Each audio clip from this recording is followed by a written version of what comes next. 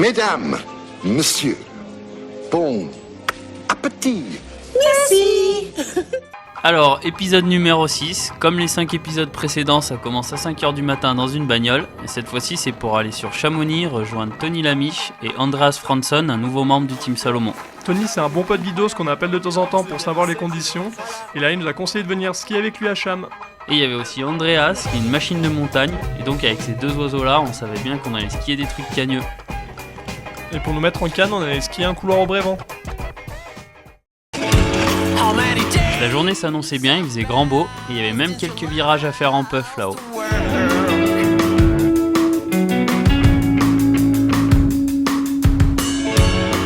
Cham, c'est beau.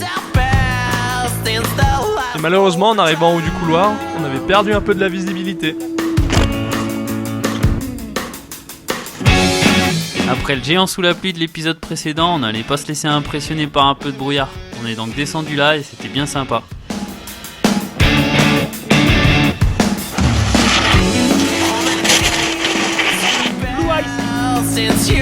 Père Lamiche était bien content de nous montrer un peu de bricolage pour se tirer en bas. Et voilà. Ça, vous êtes affûté à 88 là.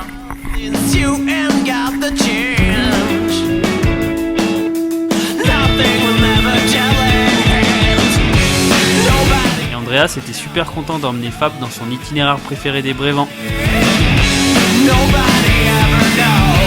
That was fun.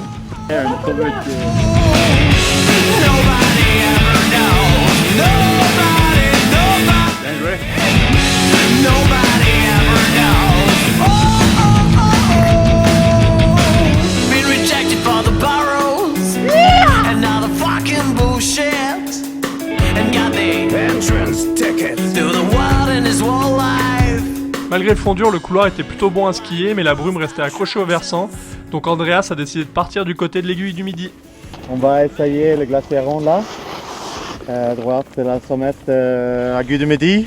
Et si on a des chances, ça va être super. Sinon, on va voir. Sinon on va mourir. Un petit rappel. Ouais. Il y a du couloir ouest là. Ouais, je vois. On va voir comment c'est. Ça dépend de toujours la plaque. Ouais, de la. S'il y a des plaques, on ne Ouais, veut tu pas. traverses pas, ouais. Depuis le sommet de l'aiguille, on voyait une partie de notre itinéraire, et comme la neige semblait pas mal, on a plongé dedans.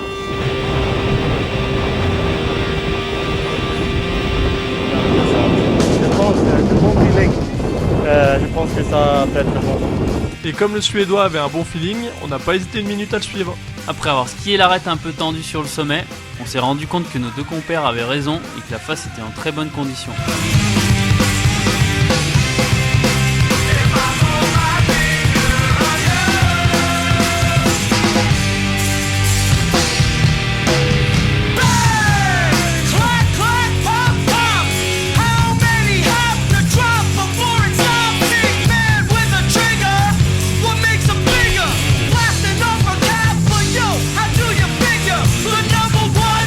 Là on a fait la partie haute du glacier rond et ça c'est un couloir de 800 mètres qui descend sur une zone beaucoup plus ouverte après où on va avoir de la bonne puff et apparemment on a fait à peu près un quart de la descente.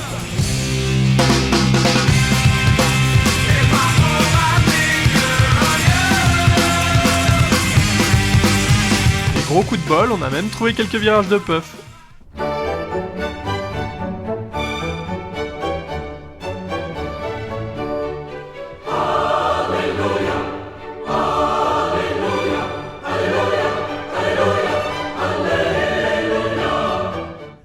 C'est ridicule là, hein? C'est awesome. It's amazing.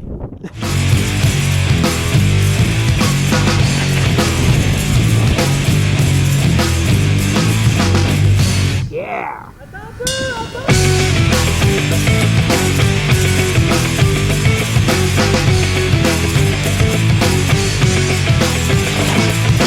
Et après un peu de ski dans les Serras et une petite traversée, il nous restait encore pas mal de puff à skier. Ah oui, en arrivant au bout de la traversée, on a compris pourquoi Tony marchait si vite. Gadex humain. Tony Lamiche.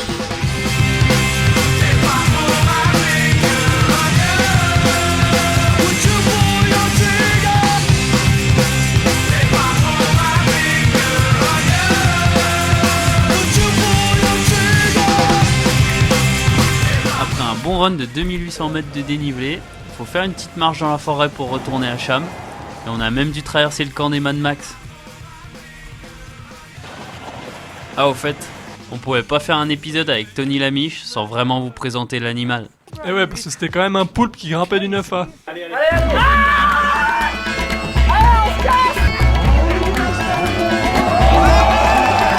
Nom de Dieu, la dégaine.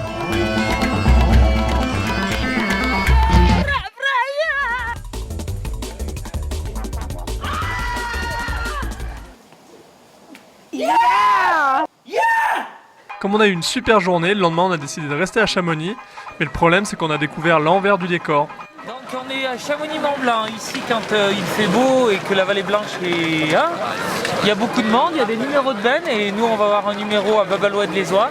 Du coup, pour pouvoir skier tranquillement, on est retourné du côté du Brévent. Et c'est vrai que ça s'est avéré d'être une bonne option car on était tranquille de l'autre côté.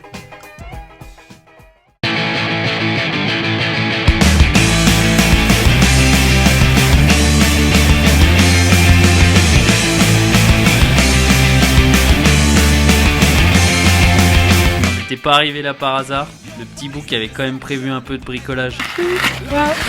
C'est bon comme ça, vieux. Ça a l'air bon. Ça te plaît? Jusqu'à ras du fond, voilà.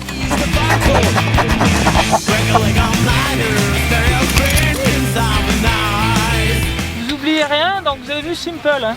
Et du coup, on s'est encore retrouvé au bout d'une corde pour accéder à un couloir qui semblait bien meilleur vu d'en haut que dedans. Et c'est pas Elina qui vous dira le contraire. La meilleure journée de l'année. Le couloir étant assez raide et la neige vraiment pas top, ça n'a pas été la meilleure descente de notre vie.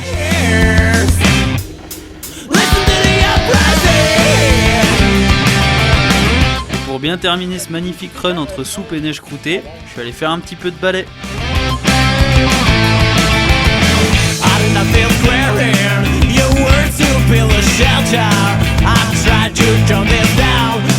C'était le shot de trop de la journée là.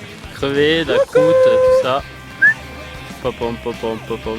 Merci, au revoir. Bon, on a bien vu qu'on n'était pas les meilleurs en pente raide, donc terminé Chamonix. On a regardé la météo, il allait neiger en Suisse, donc direction Engelberg. Après 4 heures de route dans toutes les conditions météo qui existent, on est enfin arrivé à Engelberg et en effet la neige était là. Après que Tony ait essayé de nous impressionner avec ses attributs dans la chambre d'internat, on a vu qu'il faisait grand beau et que ça allait vraiment être une bonne journée. On a rejoint le local de l'étape qui allait nous guider pour la journée, Padvania. La bonne surprise, c'est qu'une fois arrivé en haut, il y avait 30 cm de poudre et le petit bouc était bien content qu'on l'ait emmené. Il va être heureux d'être content toute la journée là. Regarde.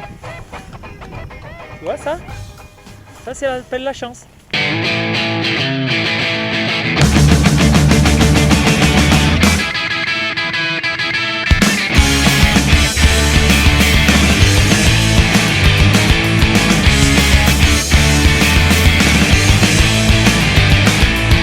Même pu passer sous un des monuments que Jamie Pierre avait sauté.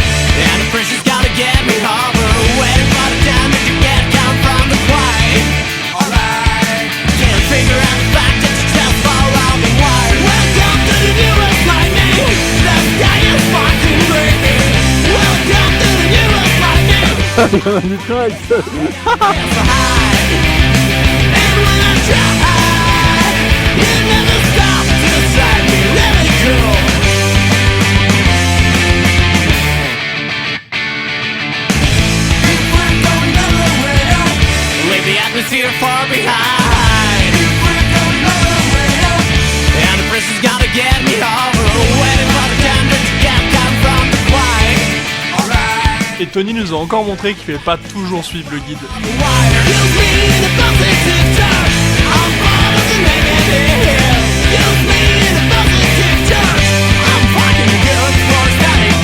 À droite. Moi, je voulais faire l'autre entrée plus à gauche.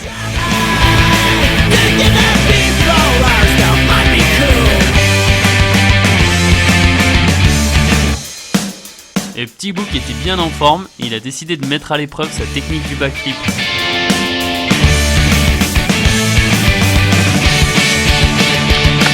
Et enfin, pour monter au glacier, on a utilisé une petite spécialité suisse, le téléphérique panoramique, dit la centrifugeuse.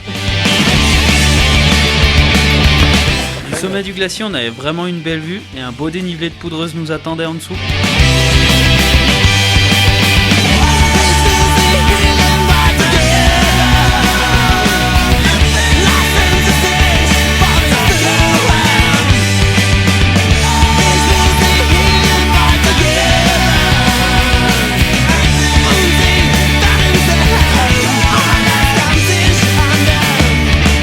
C'est tout parti là. Et vu que Tony apprend vite et que du haut de ses 35 balais, il a toujours envie de se péter le dos, je lui ai montré la version freeride du backflip.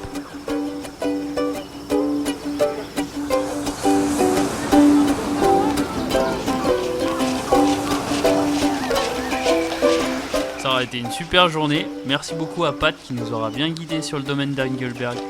Voilà, je vais pouvoir avoir mon diplôme de petit book de chez Bon Apéro. Tu vois.